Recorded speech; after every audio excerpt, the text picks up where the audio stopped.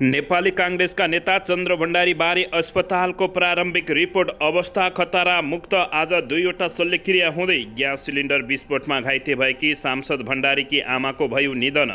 नेकपा माओवादी केन्द्र काङ्ग्रेसतिर ढल्किन खोज्दा ओलीको नजर महन्त ठाकुर र अशोक राईतर्फ। बालाजु घटनामा तोडफोड, आगजनी र लुटपाट गर्ने थप 29 जना पक्राउ। काठमाडौँका मेयर बालेन शाहको प्रश्न, संविधानभन्दा बाहिर गएर कसैको उम्मेदवारीलाई अयोग्य बनाउन पाइन्छ? 5 वर्ष प्रधानमन्त्री हुने दाउमा प्रधानमन्त्री पुष्पकमल दाहाल प्रचण्ड। राष्ट्रपतिको निर्वाचनबारे नेकपा माओवादी केन्द्रमा दुईधार।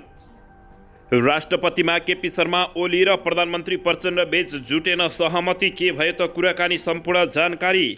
बालाजु घटना छानबिन गर्न डिआइजीको नेतृत्वमा समिति गठन, कैयौँ परे पक्राउ। प्रधानमन्त्री प्रचण्ड र राष्ट्रिय स्वतन्त्र पार्टीका सभापति रवि लामिछाने बीच बालुवाटारमा छलफल। चिनिया सहायक विदेश मन्त्रीको नेतृत्वमा मन्त्रीमण्डल नेपाल आउँदै। राज्यलाई नोक्सानी पुर्याउनेलाई हामी छोट नदिने मन्त्री श्रेष्ठको दाबी। नेकपा एमालेकै राष्ट्रपतिमा केपी शर्मा ओलीको अडान, प्रधानमन्त्री दाहालको भने इन्कार। के हुँदैछ त यसबारे जानकारी। आइसिसी त्रिकोणात्मक एकदिवसीय सिरिजमा नेपाल र स्कटल्यान्ड भिड्दै सांसद भण्डारीको शल्यक्रिया आज। मुटुको चालल सामान्य, आत्तिनु नपर्ने डाक्टरको भनाइ। भाडामा यात्रु बोकेपछि 20 जना पठाउ र इन ड्राइभर चालकलाई ट्राफिकको कारबाही। काठमाडौँको त्रिभुवन अन्तर्राष्ट्रिय विमानस्थलका 9वटा पसललाई 15 लाख रुपियाँ लगाइयो जरिमाना। नुवाकोटमा बस दुर्घटना हुँदा 3 जनाको मृत्यु, 25 जनाभन्दा बढी घाइते। सांसदहरूबाटै गैर सांसदी अभिव्यक्ति आउन थालेको सभामुख घिमिरेको दाबी। विदेशीको चलखेल बढी भो, देश बचाउनु पर्ने नारायणमार बिजुको भनाई। र काङ्ग्रेसको ढोक्सामा माछा पर्ने सम्भावना। धरापमा सत्तारूढ दल गठबन्धन भारतबाट घटेर आयो। पेट्रोलियम पदार्थको मूल्य कति हुँदैछ त यसबारे सम्पूर्ण जानकारी। काङ्ग्रेस एमालेलाई नै सरकार चलाउन मुस्किल छ, लोकप्रिय नाराले देश चल्दैन। प्रकाशमान सिंह। धनकुटा क्याम्पसमा झडप हुँदा 2 विद्यार्थी घाइते। अब हेर्नुहोस् पुरा समाचार।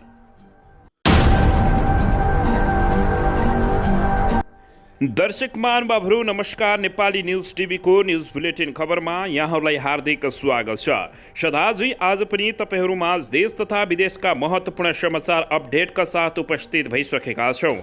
दर्शक महानुभावहरू, हामीलाई तपाईँहरूले कहाँदेखि हेर्दै हुनुहुन्छ नेपाल भयो जिल्ला र ठाउँको नाम लेख्नुहोला। यदि विदेशमा हुनुहुन्छ भने आफू रहेको देशको नाम पनि लेख्न नभुल्नुहोला। र हाम्रो च्यानल नेपाली न्युज टिभीलाई अहिलेसम्म पनि सब्सक्राइब गर्नुभएको छैन भने सब्सक्राइब गर्नुहोला, साथै सँगै रहेको बेल आइकनलाई दबाउन पनि नभुल्नुहोला। आउनुहोस् दर्शक महानुभावहरू, आजको मुख्य समाचारबाट सुरु गरौँ।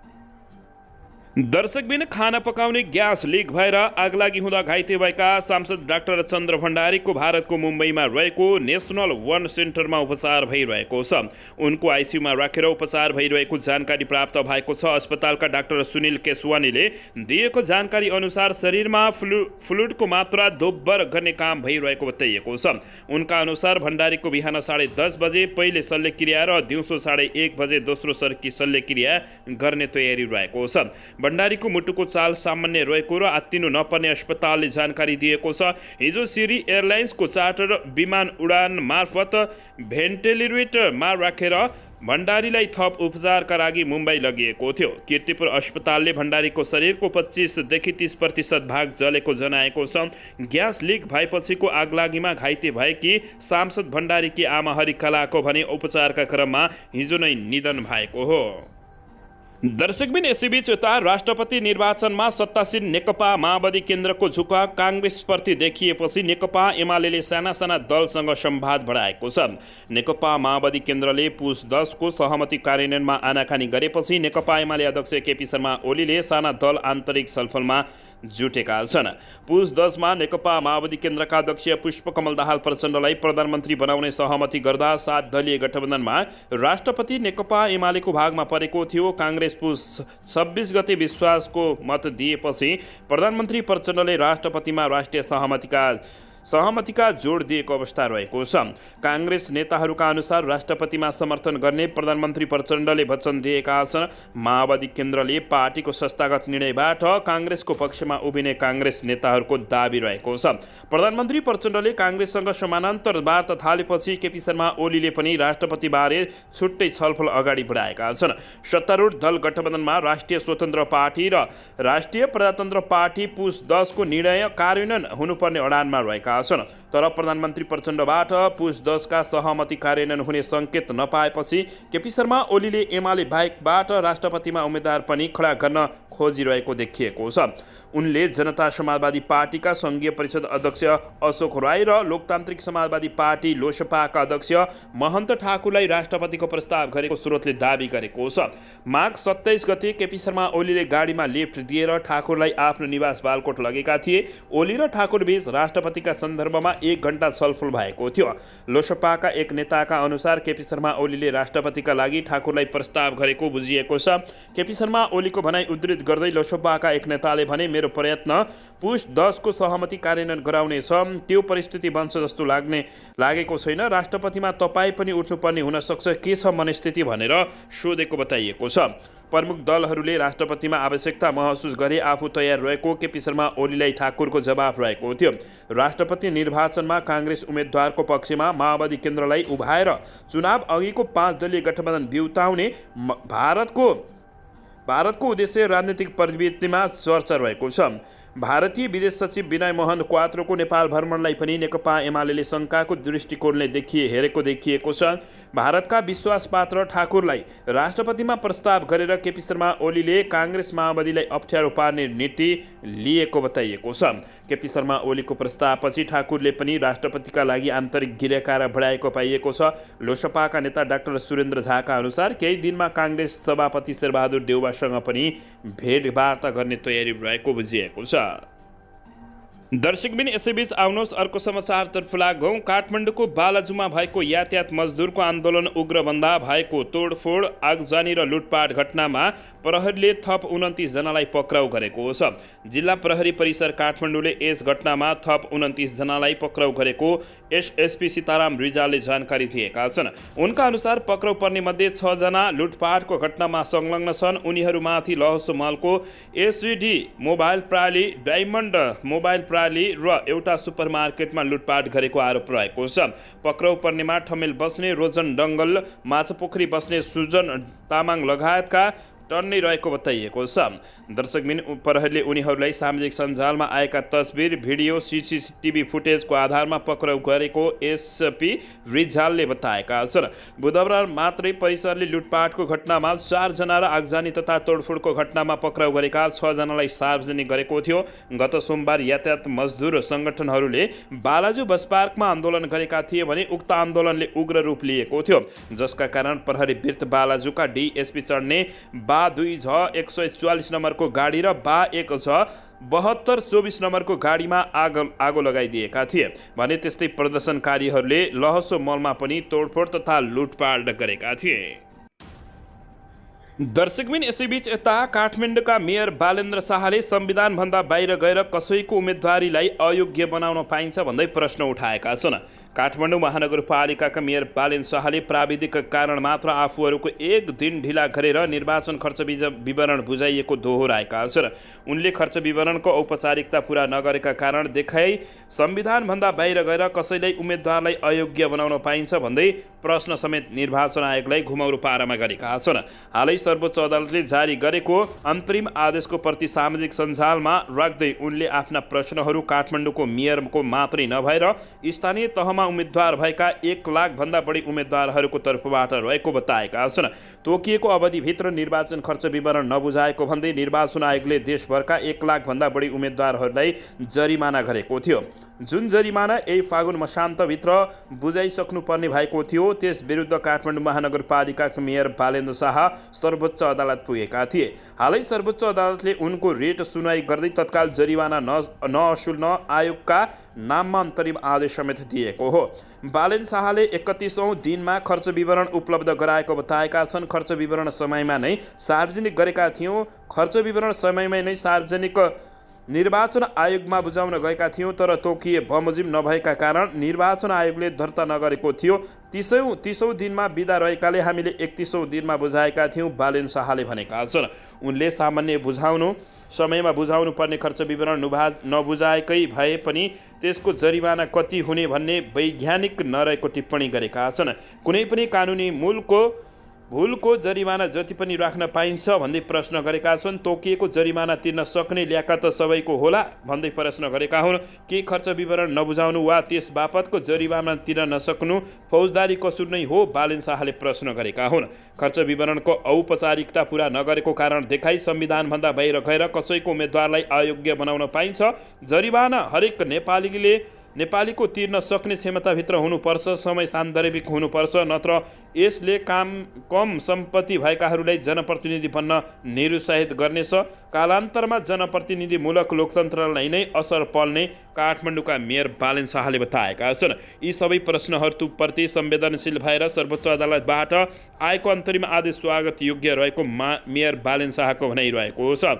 म लगायत स्थानीय तहका 1,23,000 उम्मेदवारहरूको तर्फबाट धन्यवाद छ, बालेनको लेखाइरहेको हो। दर्शकबिन यसैबीच यता नुवाकोटको चैनपुरमा भएको बस दुर्घटनामा 3 जनाको मृत्यु भएको छ। दुर्घटनामा परि 25 जना घाइते भएका छन्। बट्टाटार तारकेश्वर नगरपालिका 1 दाङसिङ जाँदै गरेको बा 2 ख 84 5 नम्बरको बस बिहिबार अपराह्न विदुर नगरपालिका 12 चैनपुरमा दुर्घटना हुँदा 3 जनाको मृत्यु भएको जिल्ला प्रहरी कार्यालयका प्रवक्ता तथा डीएसपी खगेन्द्र बहादुर खड्काले जानकारी दिएका छन्। दुर्घटनामा परि 2 जनाको घटनास्थलमा मृत्यु भएको र 1 जनाको उपचारका लागि अस्पताल लैजाने क्रममा मृत्यु भएको छ। मृत्यु हुनेमा तारकेश्वर 6 का 78 वर्षीय रामप्रसाद अर्याल र अर्यालकै श्रीमती 72 वर्षीय सीतादेवी र विदुर नगरपालिका 3 का 73 वर्षीय बाबुराम दर्जी नेपालीको मृत्यु भएको डीएसपी खड्काले जानकारी दिएका छन्। घाइतेमध्ये 4 जनाको अवस्था अत्यन्त गम्भीर रहेकाले काठमाडौँ पठाइएको त्रिशुली अस्पतालका मेडिकल सुपरिन्टेन्डेन्ट डाक्टर दिपेन्द्र पाण्डेले जानकारी दिएका छन्। पाण्डेका अनुसार टाउकोमा गम्भीर चोट लागेकाहरूलाई काठमाडौँ पठाइएको हो। बाँकी 21 जना घाइतेहरूको त्रिशुली अस्पतालमै उपचार भइरहेको बताएका छन्। सडकदेखि खसेको बस करिब 50 मिटर तल पुगेको छ। बसका चालक फरार भएका छन्। उकालोमा बस ब्याक भएर दुर्घटना भएको प्रहरीले जानकारी दिएको छ। दर्शकबिन यसैबीच यता राष्ट्रपतिको निर्वाचन मिति नजिकै गर्दा नेकपा माओवादी केन्द्रले सरकारको नेतृत्व गर्ने कार्यकालमा बार्गेनिङ गर्न थालेको छ। राष्ट्रिय सहमतिका नाममा नेकपा माओवादी केन्द्रले 2.5 वर्षभन्दा बढी समय सरकारको नेतृत्व गर्न पाउनुपर्ने गरी अघोषित शर्तमा अगाडि बार्गेनिङ गर्न थालेको बुझिएको छ। 5 वर्ष प्रधानमन्त्री हुने दाउमा प्रधानमन्त्री पुष्पकमल दाहाल प्रचण्ड लागेको बुझिएको हो। 10 पुसमा पुष्पकमल दाहाल प्रचण्डको नेतृत्वमा सरकार बनाउँदा एमालेलाई राष्ट्रपति दिने सहमति गरे पनि नेकपा माओवादी केन्द्रले राष्ट्रिय सहमतिका नाममा अत्तु थापेर नेकपा एमालेलाई अप्ठ्यारोमा पार्न खोजेको छ। निर्वाचन आयोगले राष्ट्रपतिको निर्वाचनको फागुन 25 लाई तय गरेको छ। राष्ट्रपति निर्वाचनका लागि नेकपा माओवादी केन्द्र निर्णायक शक्तिका रूपमा देखिएको छ। यसै विषयमा नेकपा एमाले अध्यक्ष केपी शर्मा ओली र प्रधानमन्त्री पुष्पकमल दाहाल प्रचण्ड बीच बिहिबार बिहान 2 घण्टा कुराकानी भएको थियो। त्यसक्रममा दाहालले एमाले सरकारलाई पूर्णतः सहयोग गर्नुपर्ने र राष्ट्रपतिमा साझा उम्मेदवार खोजिनुपर्ने प्रस्ताव राखेका थिए। प्रधानमन्त्री दाहालले सरकारको नेतृत्व लम्ब्याउन चाहेको स्पष्ट आवाज हुन थालेको एमाले नेताहरूको बुझाइरहेको छ। दर्शक महानुभावहरू, अन्ततः प्रधानमन्त्री पुष्पकमल दाहाल प्रचण्ड 5 वर्ष नै प्रधानमन्त्री हुने देखिएको बुझिएको हो। दर्शकबिन यसैबीच यता नेपालमा विदेशी मन्त्री तथा विदेशीहरूको चलखेल अत्यन्तै बढेर गएको छ। यसैबीचमा चिनिया सहायक मन्त्रीहरूको नेतृत्वमा प्रतिनिधिमण्डल नेपाल आउने भएको छ। दर्शक महानुभावहरू, चिनिया सहायक मन्त्री सिन वानओको नेतृत्वमा चिनिया नेताहरूको एक टोली नेपाल भ्रमण आउने भएको छ। उनीहरू फागुन 9 गते काठमाडौँ ओर्लिने बताइएको छ। चिनिया टोली 2 दिन काठमाडौँमा रहनेछ। चिनिया नेताहरूले प्रधानमन्त्री पुष्पकमल दाहाल प्रचण्ड सहित दलका नेताहरूलाई भेट्ने कार्यक्रम तय भएको बुझिएको छ। दर्शकबिन, भारतीय र अमेरिकन उच्च अधिकारीहरूले नेपाल भ्रमण गरी लगतै चिनिया नेताहरू काठमाडौँ आउन लागेका छन्। यही फागुन 25 गते राष्ट्रपतिको निर्वाचन हुने तय भएसँगै विदेशी शक्ति राष्ट्रका प्रतिनिधिहरूको काठमाडौँ आउजाउ बाक्लिएको छ। कि यो विदेशीको रणभूमि भएको हो त भनेर नेपाली जनताहरूले प्रश्न समेत उठाउन थालेका छन्। दर्शकबिन यसैबीच यता नेपाली काङ्ग्रेसका नेता प्रकाशमान सिंहले लोकप्रिय नाराले देश चलाउन नसकिने बताएका छन्। विजय स्मारक माध्यमिक विद्यालयको 67औं वार्षिक उत्सवका अवसरमा बिहिबार काठमाडौँमा आयोजित कार्यक्रममा सम्बोधन गर्दै सिंहले यस्तो बताएका छन्। नेपाली काङ्ग्रेस एमाले लगायत पुराना दललाई समेत सरकार चलाउन मुस्किल परिरहेका बेला लोकप्रिय नारा लिएर आउने पार्टीले देश चलाउन नसक्ने उनले बताएका छन्।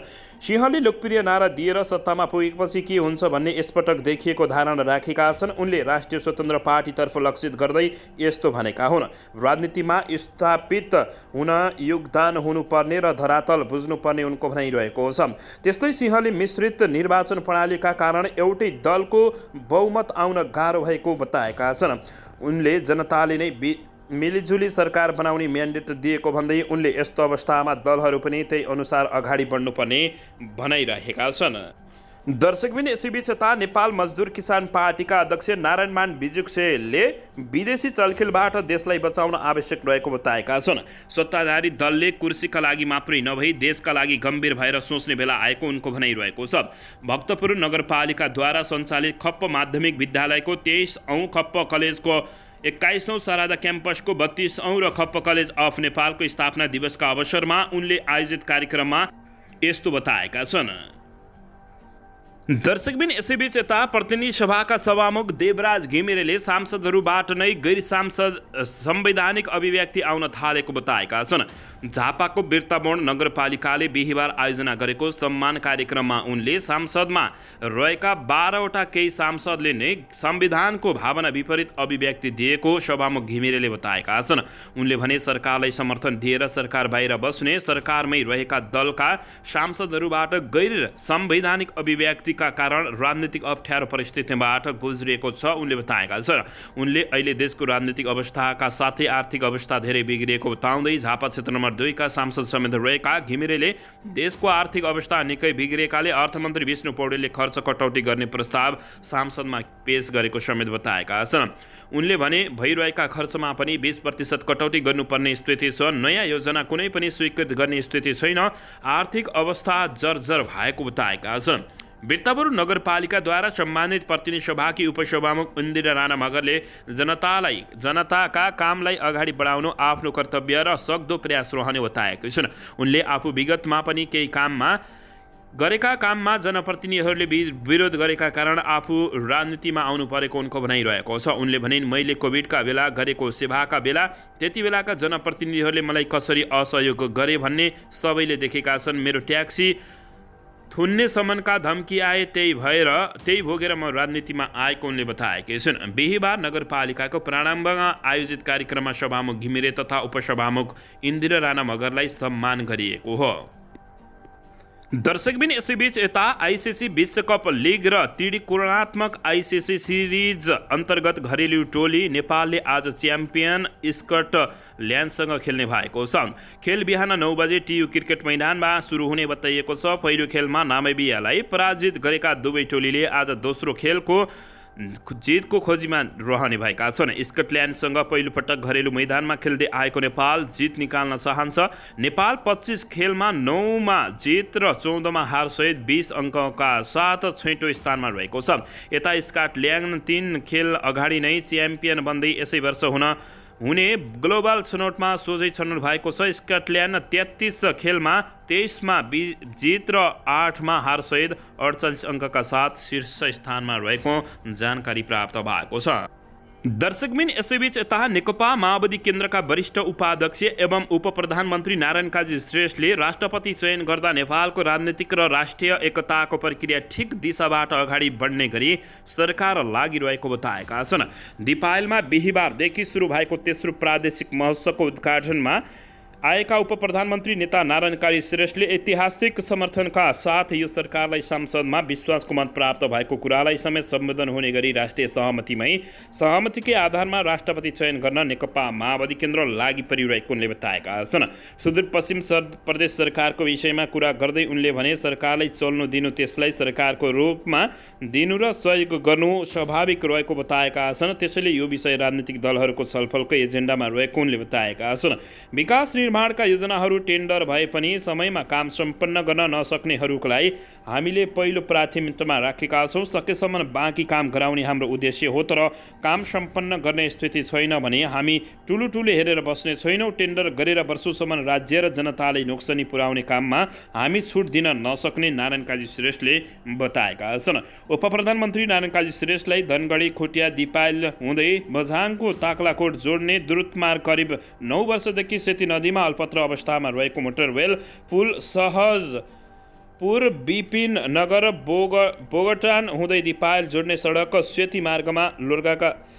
सेती मार्गका लोकमार्गका तथा पर्यटकीय स्थल खप्टर जाने सडक लगायतका विकास निर्माणका विषयमा छिटो पहल गरिदिन भन्दै डोटीका राजनीतिक दलको तर्फबाट संयुक्त रूपमा ज्ञापन पत्र बुझाइएको जानकारी प्राप्त भएको छ।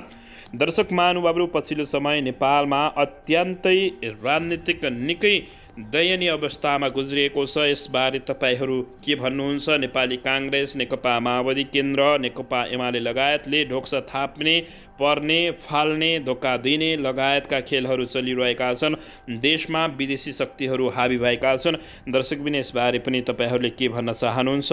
अवश्य पनि प्रतिक्रिया दिन नभुल्नुहोला। दर्शकबिन, देशमा दिनानुदिन भ्रष्टाचारहरू बढिरहेका छन्। दिनानुदिन बलात्कार, जघन्य अपराधहरू बढिरहेका छन्। यसबारे पनि प्रतिक्रिया दिन नभुल्नुहोला। यसैबीच देशको राजधानी रहेको त्रिभुवन अन्तर्राष्ट्रिय विमानस्थलमा सञ्चालित 9वटा पसलहरू कारबाहीमा परेका छन्। उनीहरूलाई वाणिज्य आपूर्ति तथा उपभोक्ता हित संरक्षण विभागले कारबाही गर्दै 15 लाख जरिवाना गरेको हो। विभागका निर्देशक होमनाथ भट्टराईले उपभोक्तासँग मनोमानी ढङ्गले रकम असुली गरेको भन्दै ती पसलहरूलाई कारबाही गरेको बताएका छन्। यस्तो स्थिति रहेको छ।